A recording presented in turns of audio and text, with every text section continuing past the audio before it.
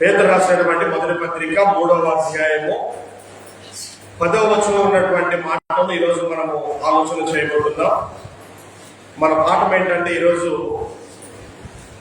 జీవమును ప్రేమించుట. జీవమును ప్రేమించుట అంటే బ్రతకటం, ప్రాణం కలిగి ఉండటం, దానిని ప్రేమించేటువంటి విషయాల గురించి మనము ఆలోచన చేయబోతున్నాం. జీవితాన్ని ప్రేమించటం, బ్రతకాలి అని అనుకోవటం. అదేంటండి బ్రతకాలి అనేటువంటి విషయము అందరికీ ఉంటుంది కదా అని మీరు అనుకోవచ్చు. అందరికీ ఉంటుంది, వాస్తవమే. కానీ కొంతమంది కొన్ని రకాల సమస్యలు వచ్చినప్పుడు మరణించాలని ఆశపడతారు. ఏలియా కూడా, మహాభక్తుడు ఏలియా కూడా యెజబెలుకు భయపడి, యెజబెలు చెప్పింది రేపు ఈ సమయానికల్లా నిన్ను చంపేస్తా అని ఆహాబు భార్య బెదిరించినప్పుడు పారిపోయి అడవిలోకి వెళ్ళి దూరంగా ఉండి తన పరిచారకునేమో ఒక చోట పెట్టి ఈయన ఇంకా అడవి లోపలికి వెళ్ళి ఒక చెట్టు కింద కూర్చొని ప్రార్థన చేస్తున్నాడు. ఇక నాకు చాలు దేవా, నేను చనిపోతాను, నా ప్రాణం తీసుకో అని దేవునికి ప్రార్థన చేస్తున్నాడు. అంటే కొంతమందికి జీవితం మీద విరక్తి వేస్తా ఉంటుంది. అప్పుడు వాళ్ళు ఏమనుకున్నారంటే నాకు మరణం వస్తే బాగుండు అనుకుంటున్నారు. దాని గురించి ఈరోజు మనం ఆలోచన చేయబోతున్నాం. జీవాన్ని ప్రేమించాలి అనేటువంటి విషయాలు. 34వ కీర్తన 12వ వచనంలో వాస్తవానికి పేతురు రాసినటువంటి ఈ లేఖనాలు పేతురు కోట్ చేశాడు కదా. పేతురు రాసిన మొదటి పత్రిక 3వ అధ్యాయము 10వ వచనం నుంచి 12వ వచనాలు. ఈ లేఖనము ఆయన కోట్ చేసింది 34వ కీర్తనలో ఉన్నటువంటి దావీదు కీర్తనలోంచి ఆయన ఈ మాటలు కోట్ చేశాడు. అక్కడ చూద్దాం ఏముందో. 34వ కీర్తన 12వ వచనంలో, బ్రతుక కోరువాడు ఎవడైనా ఉన్నాడా, మేలు నందుచు అనేక దినములు బ్రతుక కోరువాడు ఎవడైనా ఉన్నాడా అంటే ఆ రోజు దావీదు రాసినటువంటి ఆ కీర్తనని పేతురు ఇక్కడ జ్ఞాపకం చేస్తున్నాడు, తిరిగి జ్ఞాపకం చేస్తున్నాడు. అంటే మనము ఈరోజు చూడబోతుంది ఏంటంటే బ్రతక కోరటం లేదా జీవాన్ని ప్రేమించటం. దాని గురించి ఈరోజు మనము ఆలోచన చేయబోతున్నాం. యోగు లాంటి భక్తుడు కూడా, యోగుకి సంబంధించినప్పుడు యోగు కూడా ఇలాంటి మాటలు మాట్లాడాడు. అసలు నేను పుట్టకుండా ఉంటే మేలు, ఆ భిన్నంగా ఎందుకు నేను పడిపోలేదు అని యోగు మాట్లాడాడు. కాబట్టి ఈరోజు ఆలోచన చేద్దాం. జీవాన్ని ప్రేమించేటువంటి విషయాల గురించి మనము ఆలోచన చేద్దాం. ఒకసారి మనము ఆది కాండంలో ఒక సంఘటన మనం జ్ఞాపకం చేసుకొని మనము మన పాఠాన్ని ముందుకు తీసుకెళ్దాం. ఆది కాండంలో యాకోబు కుమారులు 34వ అధ్యాయం, ఆది కాండం 34వ అధ్యాయంలో ఇక్కడ యాకోబుకి దీనా అనేటువంటి ఒక కూతురు ఉందండి. అంటే వాస్తవానికి యాకోబుకి 12 మంది మగపిల్లలు, ఆడపిల్లలు కూడా చాలా మంది ఉన్నారు. మనకు వాళ్ళందరి గురించి మనం ప్రస్తావించలేదు, కానీ దీనా అనేటువంటి ఒక అమ్మాయి గురించి మాత్రము లేఖనాల్లో రాయబడింది. ఈమె చేసినటువంటి పని ఏంటంటే 34వ అధ్యాయం 1వ వచనంలో, ఈ లేయా యాకోబులకు కన్నా కుమార్తె అయిన దీనా ఆ దేశపు కుమార్తెలను చూడవెళ్ళారు. ఈ దేశంలో ఆడపిల్లలు ఎలా ఉన్నారు అని చెప్పి చూడటానికి బయటకు వెళ్ళారు. సెక్యూరిటీ లేకుండా బయటకు వెళ్ళారు. ఆ బయటకు వెళ్ళినప్పుడు ఆ దేశాన్ని ఏలేటువంటి రాజుగారు కొడుకు ఆమెను చూసి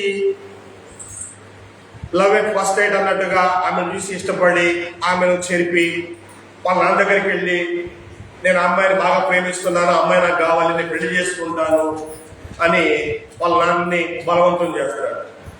వాళ్ళ నాన్న మర్యాద పూర్వకంగా వచ్చి యాకోబు దగ్గరకు వచ్చి, మీ కుమార్తె మేము చేసుకుంటాము, అని మాట్లాడితే, సరేనండి మా పిల్లలు పొలానికి వెళ్ళారు, వాళ్ళు వచ్చిన తర్వాత మాట్లాడదామంటే సరే అని చెప్పి పిల్లలు వచ్చిన తర్వాత మాట్లాడితే, మరి మేమేమో సున్నతి అనేటువంటి ఆచారం పాటిస్తాం, మీకేమో సున్నతి లేదు, మీరు సున్నతి పొందితే అప్పుడు మీరు మా అమ్మాయిని చేసుకోవచ్చు అన్నప్పుడు ఆ ఊర్లో మగవాళ్ళు చాలా మంది సున్నతి పొందారు. సున్నతి పొందినప్పుడు వాస్తవానికి ఒక వారం, ఇంచుమించు ఒక వారమైనా ఆ బాధ ఉంటుంది. ఈ పిల్లలు చూడండి, ఆ లేయాకి పుట్టినటువంటి 2 పిల్లలు మా చెల్లెలు చెరుపుతాడా అని చెప్పి చూడండి ఏం జరిగిందంటే 34వ అధ్యాయము 25వ వచనంలో, 3వ దినములో వారు బాధపడుతుండగా, సున్నతి జరిగి 3 రోజులు అయిపోయింది, వాళ్ళు చాలా బాధపడుతున్నారు.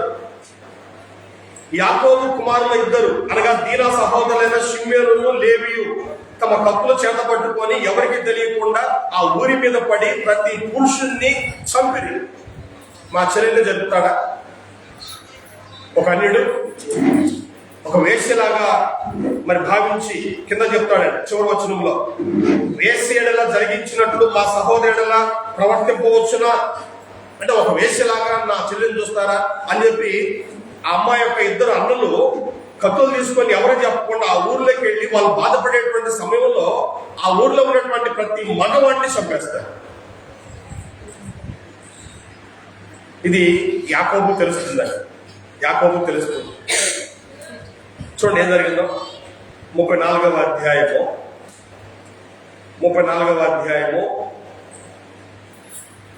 28వ వచనం చూద్దాం. 27వ వచనం చివరిలో చూడండి, వచ్చి ఆ ఊరు దోచుకొని వారి బర్రెలను, పశువులను, గాడిదలను, ఊరిలోనిదేమి పాములదేమి వారి ధనము యావత్తును తీసుకొని వారి పిల్లలందరినీ, వారి స్త్రీలను చెరపట్టి ఇంట్లో ఉన్నదంతయు దోచుకునేది. చూడండి, చంపటం మాత్రమే కాదు కానీ స్త్రీలను, పిల్లలను చెరపట్టారంట. అంటే ఒక దేశం మీద ఇంకో దేశం యుద్ధం చేస్తే ఎలా ఉంటుందో అలా వీళ్ళిద్దరూ ఒక యుద్ధం చేశారు అక్కడ. ఆ ఊరి మీద పడి యుద్ధం చేసి మగవాళ్ళ మొత్తాన్ని చంపేసి ఆడవాళ్ళని, పిల్లల్ని, వాళ్ళ ఆస్తి మొత్తాన్ని తీసుకొచ్చుకున్నారు. 30వ వచనం, అప్పుడు యాకోబు షిమ్యోనును లేవిని చూసి, మీరు నన్ను బాధ పెట్టి ఈ దేశ నివాసులైన కనానీయుల్లోను పెరిజ్జీయుల్లోను అసహ్యునిగా చేసిదిరి. నా జనసంఖ్య కొంచెమే, వారు నా మీద గుంపుగా వచ్చి నన్ను చంపేదరు, నేనును నా ఇంటి వారును నాశనమగుదమని చెప్పాను. ఇక్కడ యాకోబు కుటుంబం చిన్నది. వాళ్ళు 11 మంది మగపిల్లలు, ఇంకా 12వ వాడు బొట్టలేదు, ఇంకా బెన్యామీన్ అనేవాడు ఇంకా బొట్టల. 11 మంది మగపిల్లలు మాత్రమే. అంటే ఆడపిల్లలు చాలా మంది ఉన్నారు. వీళ్ళు అంటే పనోళ్ళు ఉంటారు. వాస్తవానికి అబ్రహాం దగ్గరే 318 మంది సొంత మిలిటరీ ఉన్నారు. సరే, ఆ మిలిటరీని ఒకవేళ ఇస్సాకు మెయింటైన్ చేస్తే, యాకోబు ఈయన సొంతంగా బాగా సంపాదించుకున్నాడు, ఈయన దగ్గర చాలా మంది పరివాళ్ళు ఉన్నారు, ఈయన మిలిటరీ గురించి మనకు తెలియదు. కానీ సరే, ఏదైనప్పటికీ ఇప్పుడు యాకోబుకు ఉన్నటువంటి బలము కంటే మిగతా వాళ్ళ బలం ఎక్కువ. ఈయన పొరుగురోళ్ళు. దేవుడు వాళ్ళని ఈ దేశంలో ఉండండి, ఈ దేశాన్ని మీకు ఇస్తానని చెప్పాడు, కానీ ఇంకా ఇవ్వాల. ఆ దేశంలో ఆల్రెడీ కనానీయులు, పెరిజ్జీయులు, ఇంకా 7 రకాల జాతులు అక్కడ ఉంటున్నారు. ఇప్పుడు వీళ్ళు ఒక ఊరి మీద పడి ఆ ఊర్లో ఉన్నటువంటి మగవాళ్ళ మొత్తాన్ని చంపేసి వాళ్ళ పిల్లలను, స్త్రీలను, బర్రెలను, ఆస్తి మొత్తాన్ని దోచుకున్నారు. మరి చూస్తూ ఊరుకుంటారా? పక్కూరోళ్ళు, వాళ్ళ జాతోళ్ళు, ఆ కనాను జాతి, పెరిజ్జీల జాతి, మిగతా చోట ఉంటారు కదా, మరి వాళ్ళు చూస్తూ ఊరుకుంటారా? వీడెవడో పొరుగుడు వచ్చి మా మీద యుద్ధం చేస్తాడని చెప్పి అందరూ ఏకమైతే ఏమవ్వాలి? మనం చూసాం కదా, ఇజ్రాయెల్ దేశము మరి పాలస్తీనా మీద యుద్ధం చేసినప్పుడు, ఇరాన్ మీద యుద్ధం ప్రకటించినప్పుడు ముస్లిం దేశాలు ఒకటే. కాబట్టి ఇలా ఒకవేళ వాళ్ళందరూ ఒకటైతే నా పరిస్థితి ఏంటి? ఇక్కడ యాకోబు బాధపడుతున్నాడు.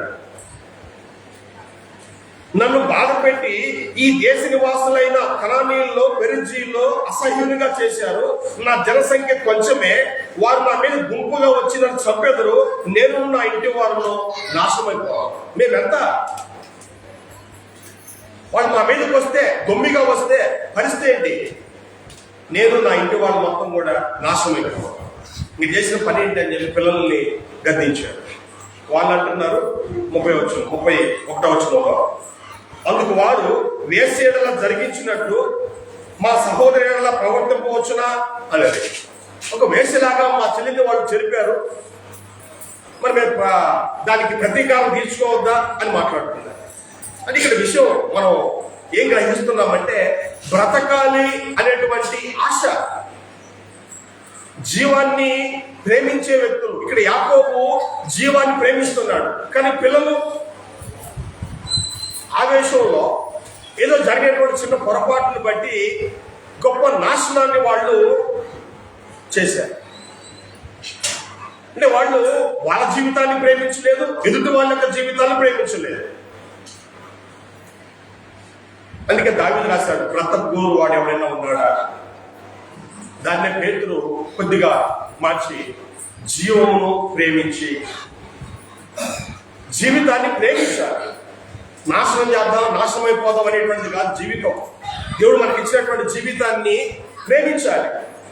అది మన జీవితాన్ని ప్రేమించాలి, పక్కోడి జీవితాన్ని ప్రేమించాలి. ఎవరిదైనా జీవితమే. జీవితాన్ని ప్రేమించేటువంటి విషయాన్ని మనం ఆలోచన చేయాలి.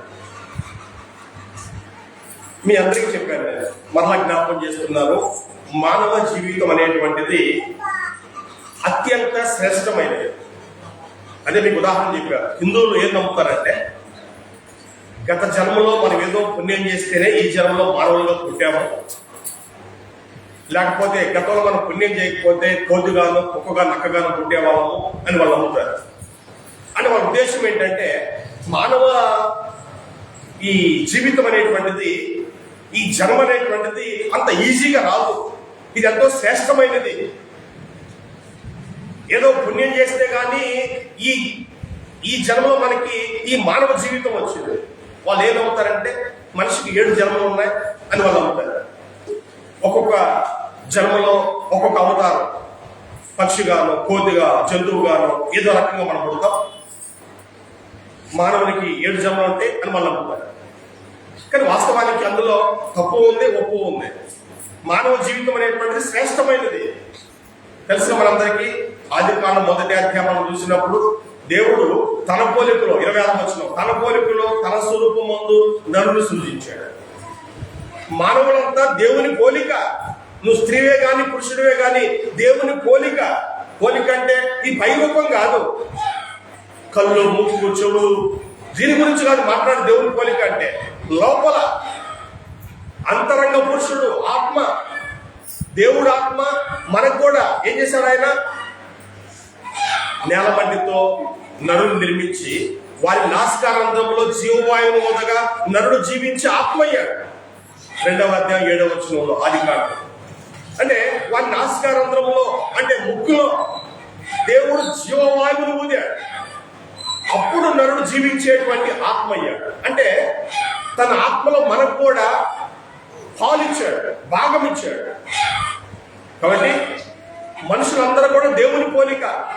దేవుడు మనకి ఒక శ్రేష్టమైనటువంటి జీవితాన్ని ఇచ్చాడు. దేవుని పోలికతో ఉండేటువంటి జీవితం. మనం అంటాం కదా, మేనమామ పోలిక వచ్చింది, తల్లి పోలిక వచ్చింది. ఇది పై రూపం మనం మాట్లాడేది. కానీ మనం అంతా కూడా దేవుని పోలిక. యాకోబు పత్రికలో యాకోబు చెప్తున్నాడండి, యాకోబు 3వ అధ్యాయంలో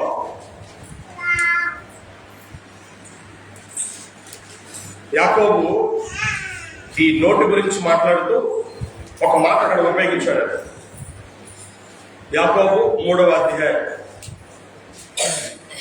9వ వచనంలో, దీనితోనే తండ్రి అయిన ప్రభువును స్తుతించము, దీనితోనే నాలుగుతోనే తండ్రి అయినటువంటి దేవుని స్తుతించము, దీనితోనే దేవుని పోలికగా పుట్టిన మనుషులను శపించము.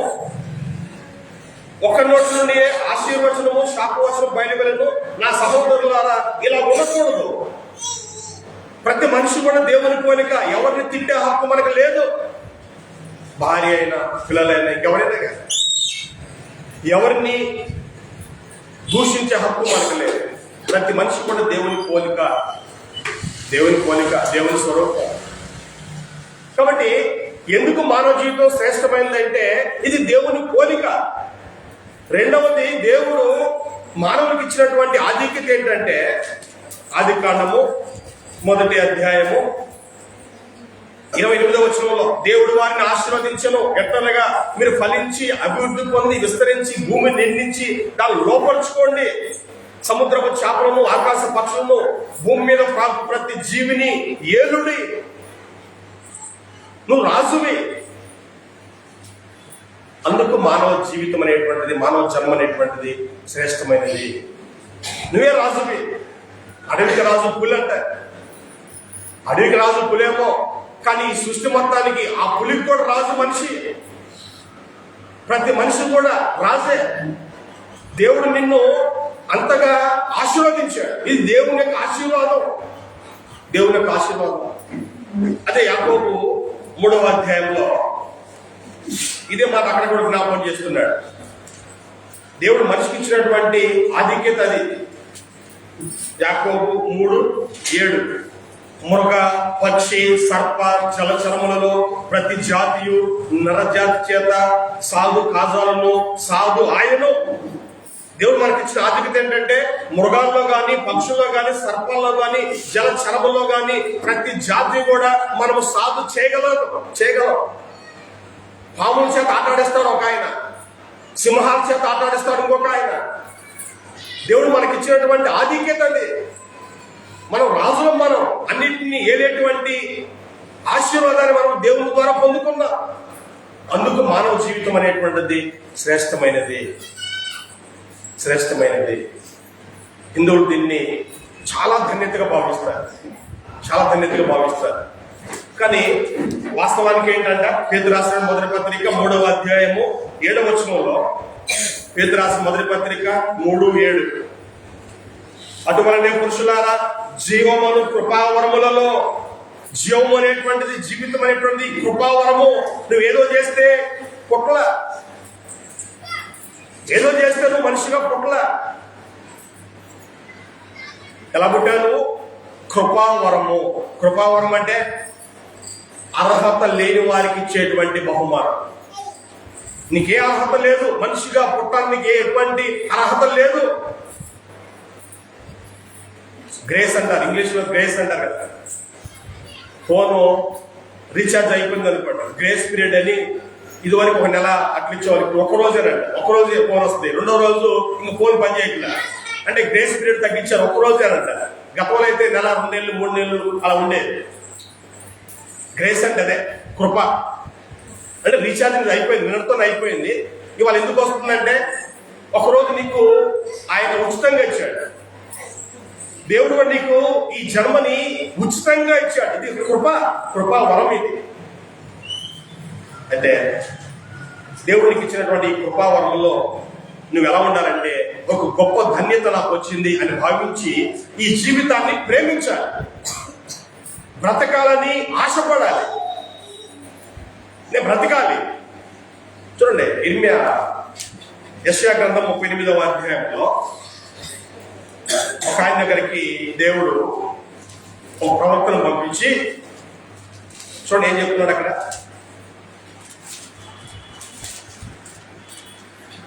38వ అధ్యాయం, యెషయా గ్రంథం 38వ అధ్యాయం 11వ వచనంలో, ఆ దినములలో హిజ్కియాకు మరణకరమైన రోగము కలగగా ప్రవక్తయు ఆమోజు కుమారుడైన యెషయా అతని దగ్గరకు వచ్చి, నీవు మరణమవుచున్నావు, బ్రతకవు గనక నీవు నీ ఇల్లు చక్కబెట్టుకొనిమని యెహోవా సెలవిచ్చున్నాడని చెప్పగా, అతను తన ముఖమును గోడతో తిప్పుకొని, యెహోవా యథార్థ హృదయుడై సత్యముతో నీ సన్నిధి నేను ఎట్లు నడుచుంటునో, నీ దృష్టికి అనుకూలముగా సమస్తం నేను ఎట్లు జరిగించుతునో కృపతో జ్ఞాపకం చేసుకోమని హిజ్కియా కన్నీళ్లు విడుచు యెహోవాకు ప్రార్థింపగా, యెహోవాకు యెషయాకు ప్రత్యక్షమై ఇలా సెలవిచ్చెను, నీవు తిరిగి హిజ్కియా వద్దకు పోయి అతనితో ఇట్లను, నీ పిత్రుడైన దావీదునకు దేవుడని యెహోవా నీకు సెలవిచ్చినదేమనగా, నీవు కన్నీళ్లు విడుచుట చూచితిని, నీ ప్రార్థనను అంగీకరించున్నాను, ఇక 15 సంవత్సరములు ఆయుష్ నీకు ఇచ్చాను.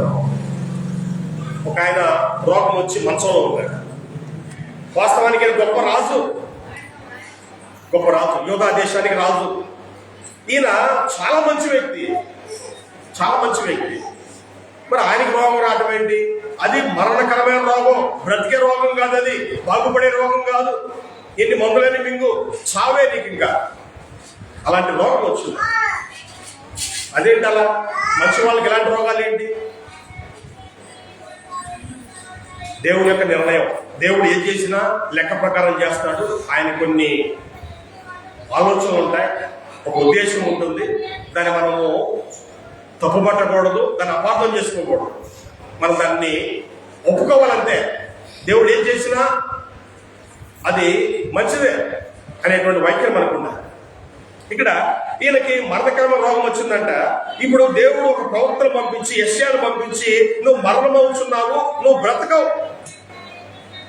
డాక్టరే చెప్పడు, డైరెక్ట్గా పేషెంట్కి పక్కన వాళ్ళు చెప్తాడు, మీ వాడి పని అయిపోయింది అని చెప్తాడు. రోగికి మాత్రం చెప్పడు, భయపడ మాకు, మందులు మీకు, సంతోషంగా ఉండని చెప్తాడు. కానీ ఇక్కడ దేవుడు డైరెక్ట్గా పంపిస్తున్న స్టేట్మెంట్, నువ్వు బ్రతకవు, నీ టైం అయిపోయింది. ఏం చేశాడంట? హిజ్కియా గోడ తట్టు ముఖం తిప్పుకొని, ఆ మనసులో ఉండి గోడ తట్టు ముఖం తిప్పుకొని ఏడ్చుకుంటా దేవుని ప్రార్థించాడు. ఏమని ప్రార్థించుంటాడు? నేను బ్రతకాలి, నేను బ్రతకాలి. కుటుంబం ఉంది, రాజ్యం ఉంది, దేవునితో అతని యొక్క భక్తి జీవితం ఇంకా కొనసాగించాల్సి ఉంది. బ్రతకాలనేటువంటి ఆశ, నేను బ్రతకాలి. చూడండి, అంటే జీవాన్ని ప్రేమించే వ్యక్తులు. నేనేం చెప్తానంటే, అదేంటంటే ఇంకా చనిపోవద్దంటే చనిపోవాలి. ఎప్పుడు? అంత అయిపోయిన తర్వాత.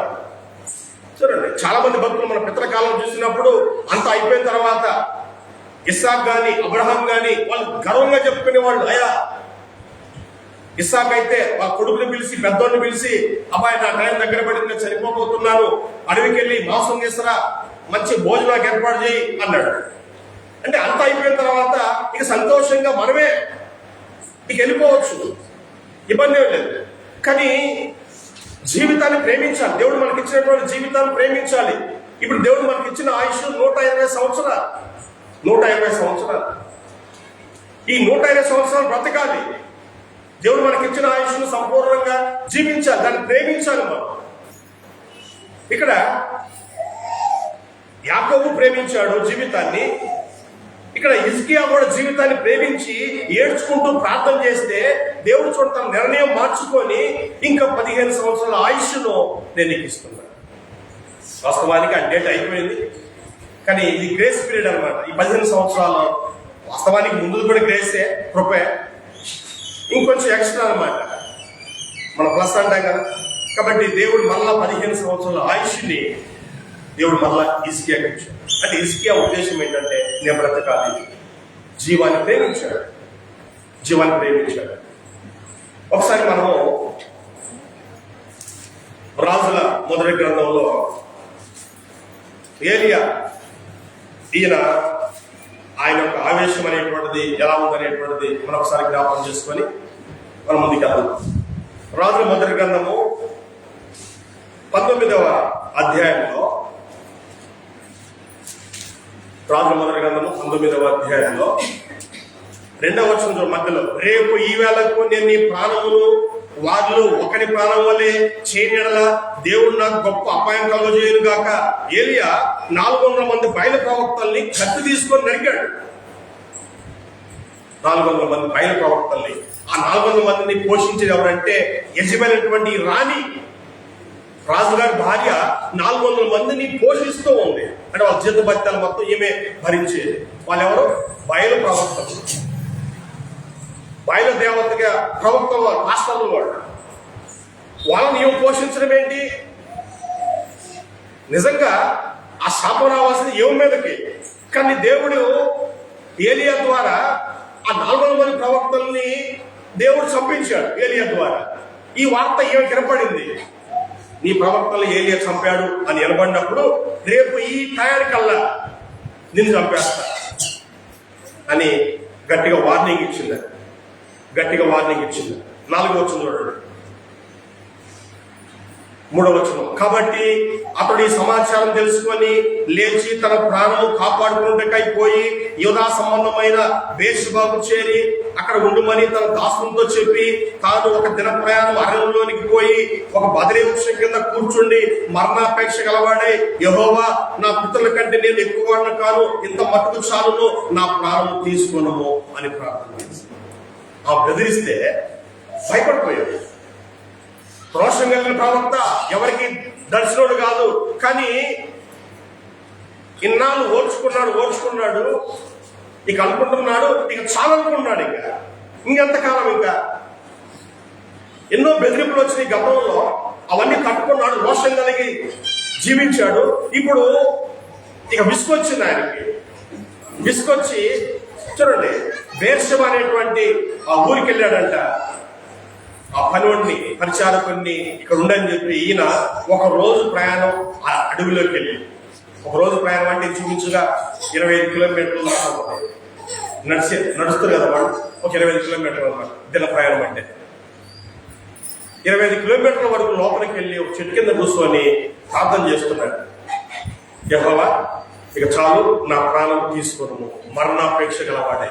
అక్కడ ముందు మాట చూడండి ఒకసారి, 3వ వచనంలో తన ప్రాణము కాపాడుకున్నటకై, చూడండి, ఆ బెదిరించగానే లేచి తన ప్రాణము కాపాడుకున్నటకై పోయి, అంటే ఈ విషయంలో జీవాన్ని ప్రేమించాడు.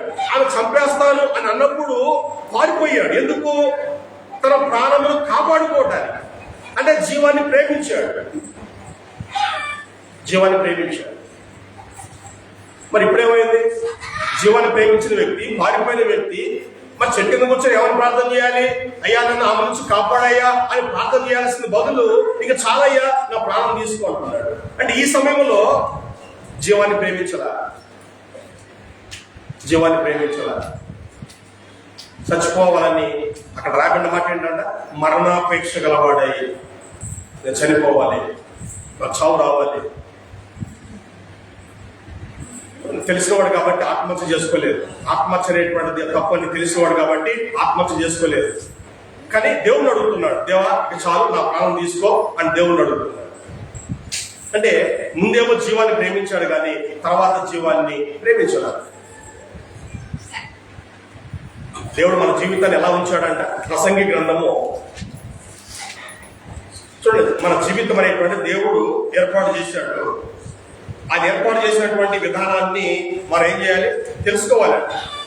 చూడండి, ఒక వస్తువు మనం కొనేటప్పుడు ఆ తయారైన డేటు, ఎక్స్పైరీ డేటు, లోపల ఏమున్నాయి, ఆ రేట్ ఎంత, ఇవన్నీ మనం చూస్తాం కదా. అలాగే మన జీవితాన్ని కూడా మనం పూర్తిగా పరిశుభ్రంగా తెలుసుకోవాలా. దేవుడు మనకి ఇచ్చిన జీవితం ఎటువంటిదంట? ప్రసంగి 6వ అధ్యాయము 14వ వచనంలో, సుఖదినమందు సుఖంగా ఉండము, ఆపద్దినమందు యోచించుము, తాము చనిపోయిన తర్వాత జరుగుతాన్ని నరులు తెలుసుకొనుకున్నట్లు దేవుడు సుఖ దుఃఖములను జతపరిచి ఉన్నాడు. మన జీవితంలో దేవుడు సుఖాన్ని దుఃఖాన్ని జతపరిచాడు. సుఖ దినమందు సుఖంగా ఉండు. భర్త ఉన్నాడు, భార్య ఉంది, పిల్లలు ఉన్నారు, ఒక కుటుంబం ఉంది, మంచి ఆరోగ్యం ఉంది అందరికీ, ఓకే, సంతోషంగా ఉండండి. భర్త చనిపోయాడు, ఆధారం చనిపోయాడు, కొడుకు చనిపోయాడు, ఏం చేయాలి ఇప్పుడు? చదవా? లేదు. ఆపద్దినమందు ఆలోచించు. ఎందుకు వచ్చింది ఆపద?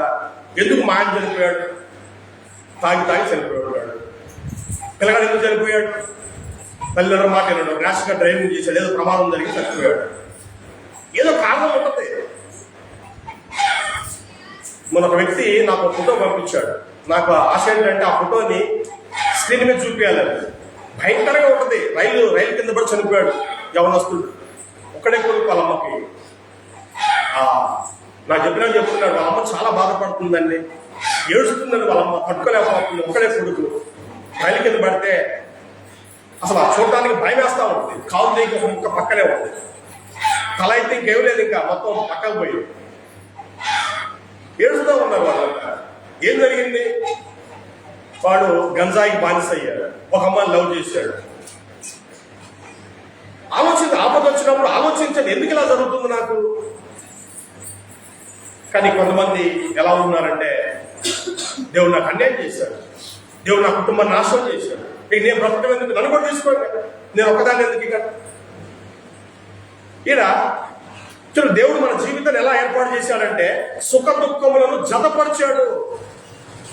సుఖంగా ఉన్నప్పుడు సుఖంగా ఉండు, హ్యాపీగా ఉన్నావు కదా, భర్త, పిల్లలు, భార్య, మంచి ఇల్లు, పొలం కొనుక్కున్నావు, అప్పుడు సంతోషమే కదా, ఓకే సంతోషంగా. ఆపద వచ్చినప్పుడు ఆలోచించు, అంతేగాని నేను ఆత్మహత్య చేసుకుంటాను, నేను చేస్తాను, ఇలా నేను ఎవరు చంపితే బాగుండు. కయ్యను కూడా దేవుడు కయ్యని శపించినప్పుడు కయ్యని ఏమన్నాడు, నన్ను కనుగొని వాడు ఎవడో వాడు నన్ను చంపును కాక అన్నాడు. కయ్యను కూడా చావడానికి ఇష్టపడ్డాడు. ఇంత గొప్ప శాపమా నా మీదకి. దేవుడే చెప్పాడు, నువ్వు వ్యవసాయం చేస్తావు కదా, నువ్వు వ్యవసాయాన్ని బాగా ప్రేమిస్తావు కదా, ఆ వ్యవసాయం మీద దృష్టి పెట్టి నన్నే నిర్లక్ష్యం చేసావు కదా, కాబట్టి నీకు పంట పనులు కూడా చేస్తా. నువ్వు ఏ దేశమో నేను, భూమి తన సారం నీకు ఏదో, నీకెక్కడైనా పోయి పంట అందరికి పండుతుంది ఆ పంట, ఆ నేల నీకు మాత్రం పడుతుంది. ఆ దెబ్బకి కయ్యను, నా దోష శిక్ష నేను భరించలేనంత గొప్పది, నన్ను కనుగొని వాడు ఎవడో నన్ను చంపును కాక అన్నాడు. దేవుడు అన్నాడు, కయ్యని చంపితే వాడికి 7 అంతలు శిక్ష అన్నాడు. ఎవడు చంపకూడదు కయ్యన్ని, వాడు ఆ శిక్ష అనుభవించాలి, దేశ దిమ్మనే తిరగాలి, ఎవడు వాడిని చంపకూడదు. దేవుడే వాడిని తర్వాత లాస్ట్ లో తీసుకెళ్ళాలి.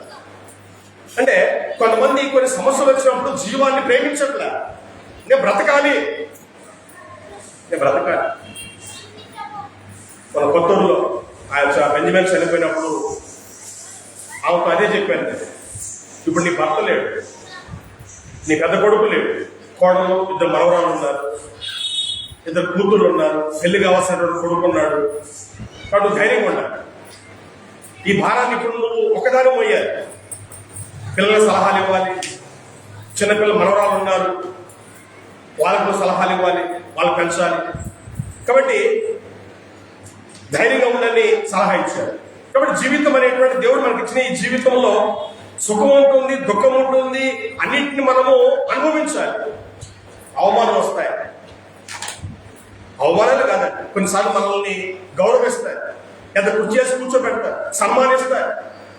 జీవితం అలా ఉంటుందండి, సన్మానం ఉంటుంది, వేదన ఉంటుంది, కానీ జీవితాన్ని ప్రేమించాలి, ప్రేమించుతూనే ఉండాలి, బ్రతకాలనేటువంటి ఆశ ఉండాలి.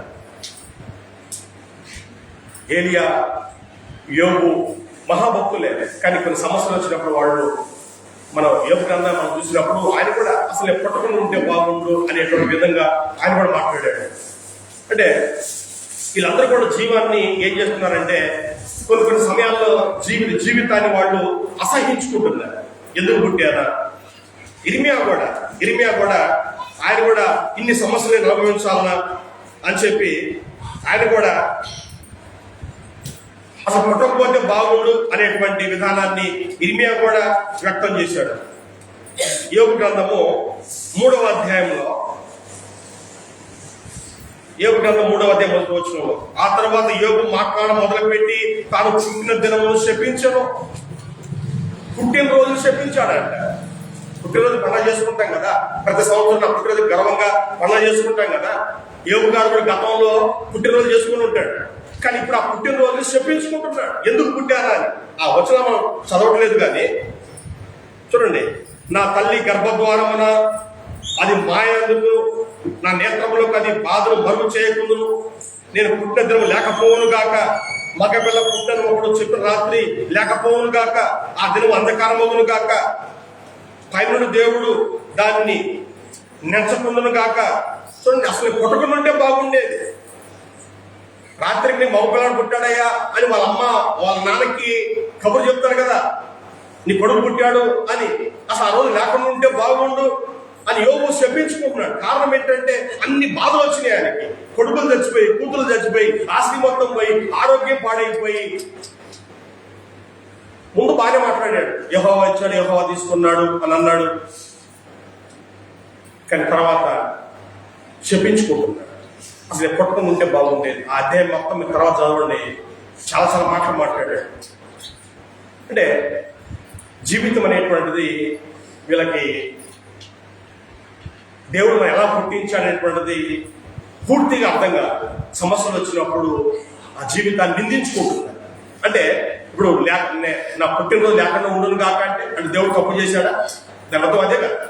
అసలు ఎందుకు పుట్టించావు దేవుడా అనే భావం దాంట్లో ఉంటుంది. అలా ఉండకూడదు. దేవుడు మనకు ఇచ్చిన జీవితాన్ని, అది కష్టమైన నష్టమైన మన జీవితాన్ని ముందుకు కొనసాగించాలి. హెబ్రీ పత్రికలో యేసు ప్రభు యొక్క జీవితాన్ని గురించి మనము ఒక మాట చూస్తామండి.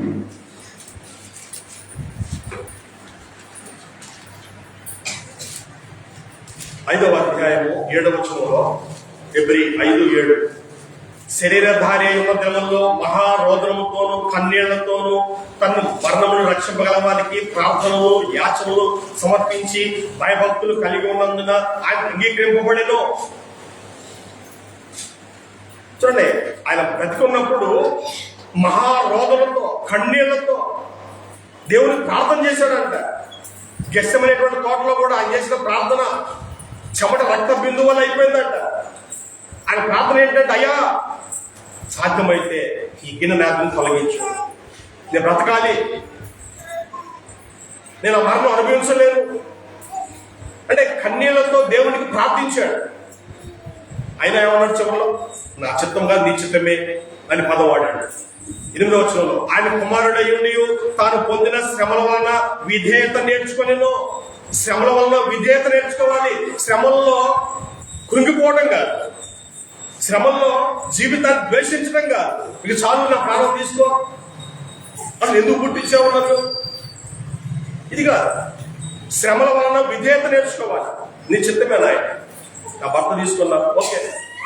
నా భార్య తీసుకున్నా, సరే. పిల్లలు పోయారు, ఓకే. ఆస్తి మొత్తం పోయారు, సరే. నీ చిత్తం ఏమై ఉన్నదో, కానీ నేను మాత్రం ధైర్యంగా ఉండాలి, నేను విశ్వాసం ఉంచాలి.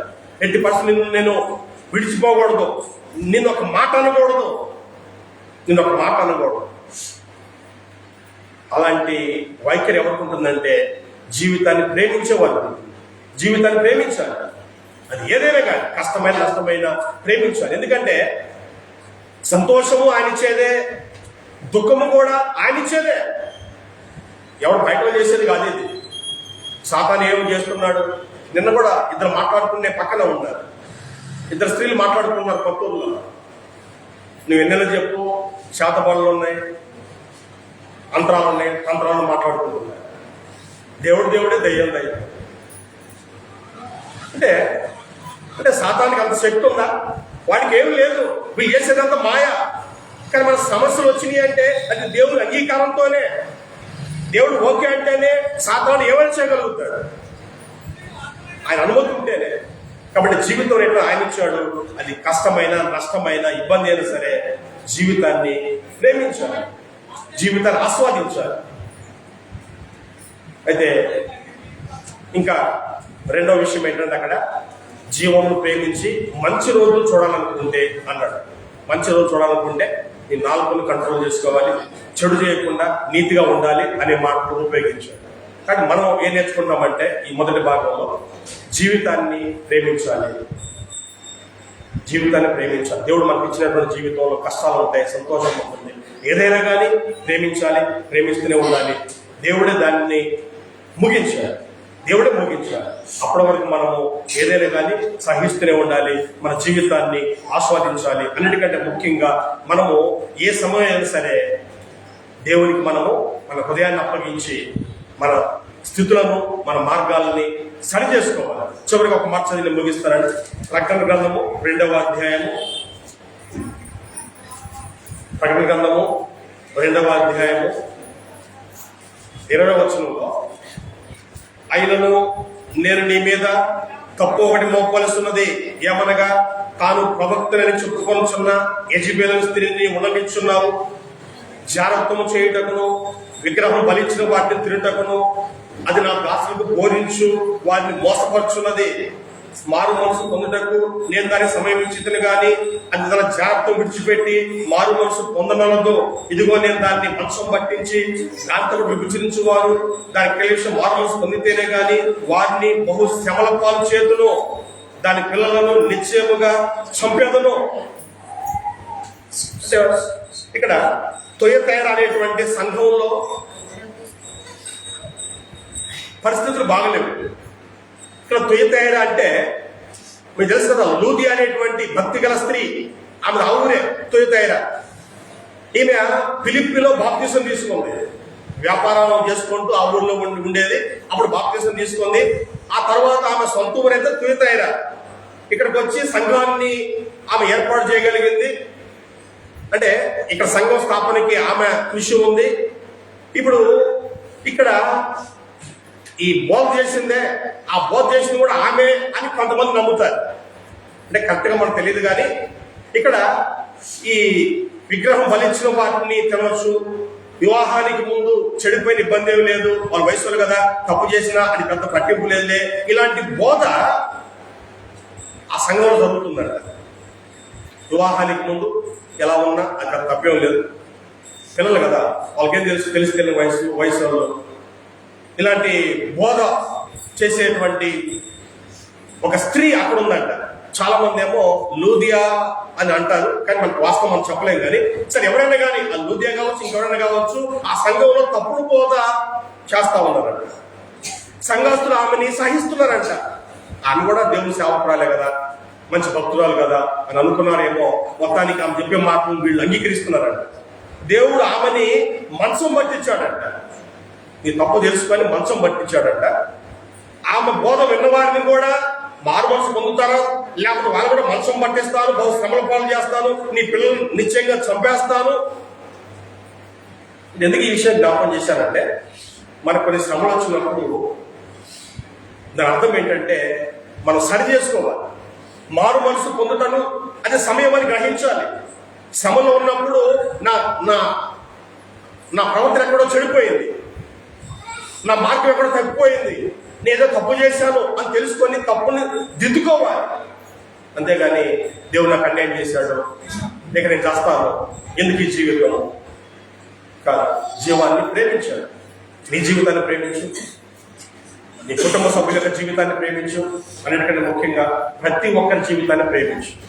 మీ గతంలో చెప్పారు, నరహత్య అనేటువంటిది దేవుని దృష్టిలో ఆత్మ ఘోరమైనటువంటి పాపం. ఎవరిని చంపకూడదు. నా చెప్పాను కదా, కయ్యను దుర్మార్గుడు కదా, తమ్ముడు చెప్పాడు కదా, అలాంటి వాడిని చంపాలి కదా. కానీ దేవుడు అన్నాడు, ఎవడన్నా కయ్యను చంపితే వాడికి 7 శిక్ష. 7 శిక్ష అంటే దుర్మార్గుని చంపే హక్కు కూడా మనకు లేదు. పగ తీర్చే పని దేవుని పని, ఆందించుకుంటాడు. కాబట్టి మనం చేయాల్సింది ఏంటంటే జీవాన్ని ప్రేమించడమే. మారుతాడేమో ప్రేమించుకున్న జీవితాన్ని, అలా జీవితాన్ని ప్రేమిద్దాం, జీవితాన్ని ఆస్వాదిద్దాం. శ్రమలో ఉన్నప్పుడు జీవితాన్ని సరి చేసుకుందాం, తప్పును సరిదిద్దుకుందాం. దేవుడు మరలా మనల్ని బాగు చేస్తాడు, పోగొట్టుకుని మరలా తిరిగిస్తాడు. మంచి జీవితాన్ని జీవిద్దాం. మన జీవితం ఎలా ముగింపు అవ్వాలంటే 150 సంవత్సరాల దాకా ఉండాలి, దేవుడు తీసుకునే వరకు ఉండాలి, సంతోషంగా చనిపోవాలి. అలా దేవుడు మనం నడిపించింది కాక మీ అందరికీ వందనాలు తెలియజేస్తూ ఈ మాట ముగిస్తున్నాను. ప్రార్థన చేస్తూ మనము రొట్టె విరిచేటువంటి కార్యక్రమాన్ని జరిగించుకుందాం.